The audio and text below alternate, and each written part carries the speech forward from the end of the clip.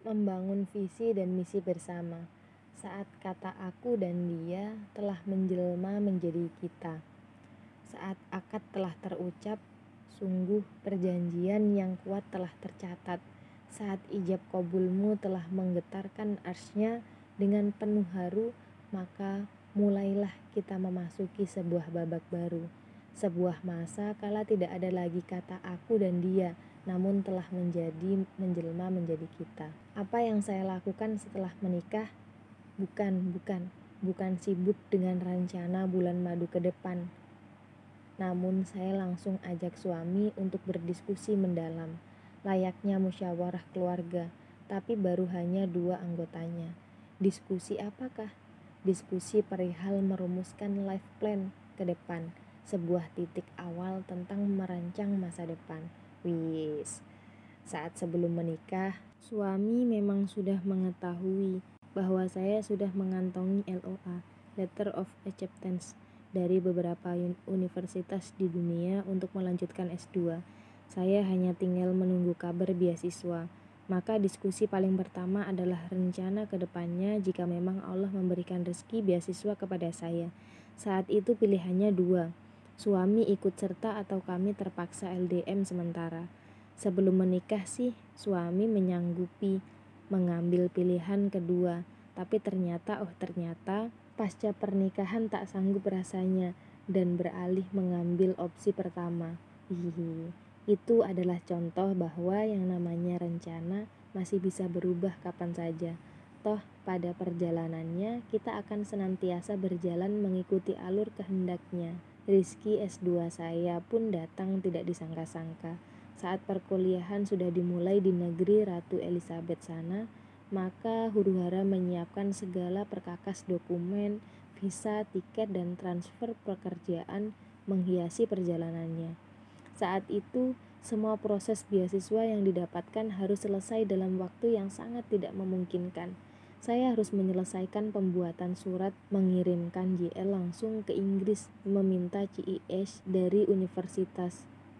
Menego keterlambatan kedatangan selama 2 minggu ke depan universitas, pembuatan visa, persiapan keberangkatan, menyelesaikan pekerjaan penelitian dan mentransfer muatan-muatan pekerjaan. Semua harus selesai dilakukan dalam waktu 2 pekan. Hingga akhirnya dengan kehendaknya, Rabu saya mengajukan visa, Jumat sore student visa saya keluar, dan tengah malamnya 6 jam berselang, saya langsung ke bandara menuju negeri Britania Raya. Qadarullah saat itu visa suami belum jadi, hingga akhirnya Allah izinkan suami menyusul 3 minggu setelahnya. Sampai di sana, saya pun tidak ingin usia suami berlalu begitu saja. Maka saya bujuk juga melanjutkan S2. Saat itu kemampuan bahasa Inggris suami belum mencukupi. Masih berada pada skor IELTS 5/5. Maka saat ia menemani saya studi, saya usulkan untuk mengikuti sekolah bahasa persiapan IELTS di LSPF saat itu. Selama 3 bulan lamanya. Jangan tanya bagaimana kondisi keuangan kami. Uang beasiswa tidak turun di muka, tapi 3 bulan setelahnya.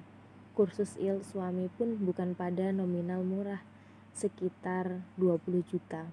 Maka tabungan pernikahan pun sudah habis tak bersisa, tapi saya selalu percaya, selalu ada konsekuensi di balik pilihan hidup kita.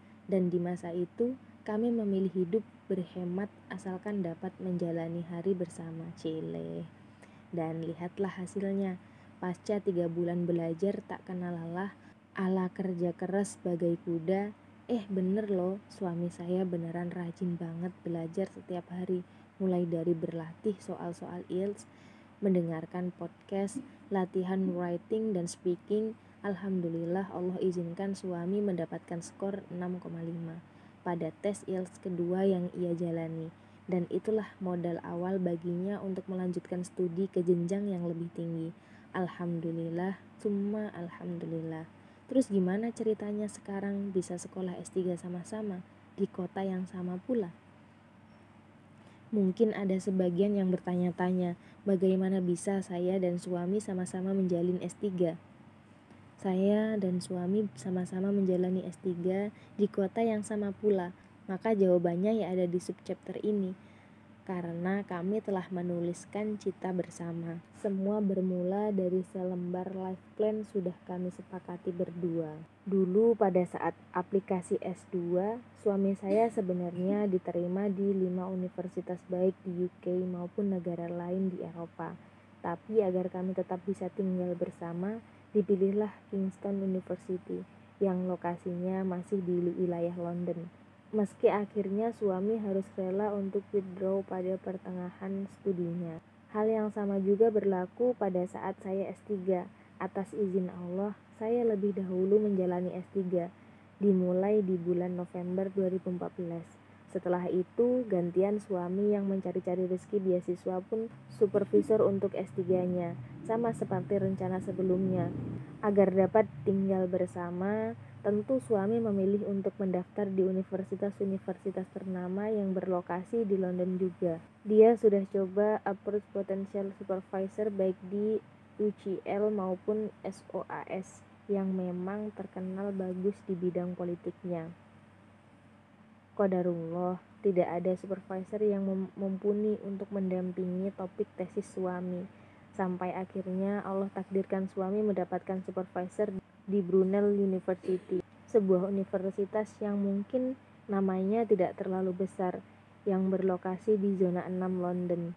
Tapi ternyata ada seorang ahli pembiayaan politik di sana, yang bahkan juga menjadi penasihat di parlemen Inggris dengan track record luar biasa.